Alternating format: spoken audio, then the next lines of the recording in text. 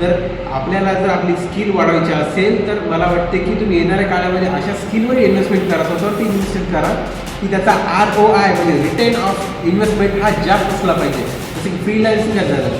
Freelancing म्हणजे नेमकं काय, तर ॲज अ फ्रीलान्सर जसं की तुम्ही व्हिडिओ एडिटिंग झाली स्किल शिकली तर तुम्ही ॲज अ फ्रीलान्सर कंपनीमधून अप्लाय करू शकता आणि क्लायंट तुम्हाला प्रोजेक्ट देणार आणि त्या प्रोजेक्टच्या बळावर तुम्ही क्लायंटला वर्क 3 ते 4 घंट्यामध्ये करून देणार आणि as a return of interest क्लायंटला 4,000 असतील 7,000चे क्लायंट तुम्हाला देणार. पण ही अर्निंग जी आहे ती तुम्हाला महत्त्वाची आहे. ॲज कंपेअर जर तुम्ही एखाद्या कॉर्पोरेट जॉब करता तर आपल्या सगळ्यांना माहिती आहे की कॉर्पोरेटची काय व्यवस्था आहे किंवा काय हाल चालू आहे. जसं की तुम्ही एखादा माणूस असेल किंवा कोणी पण पर्सन असेल कॉर्पोरेट जॉब करत असेल तर त्यामुळे मला सांगायचं की तुम्हाला सगळं माहिती आहे 9 घंटे कमीत कमी 9 घंटे असेल, पण कधी कधी 9 घंट्यापेक्षा जास्त काम आपल्याकडून जे करून घेतलात आणि त्या बदल्यात जेवढा मोबाईल आपल्याला मिळाला पाहिजे, पगार आपल्याला मिळाला जे सॅलरी आपल्याला मिळाला पाहिजे मिळत नाही.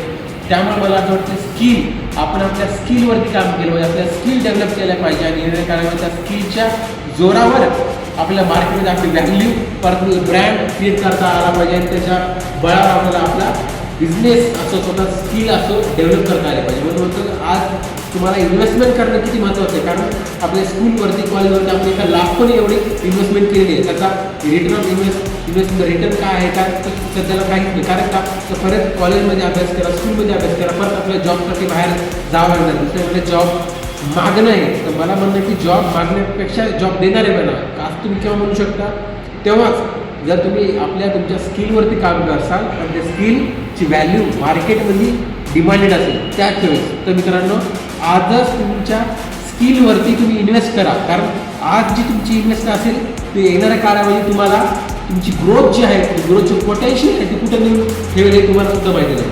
Thank you guys.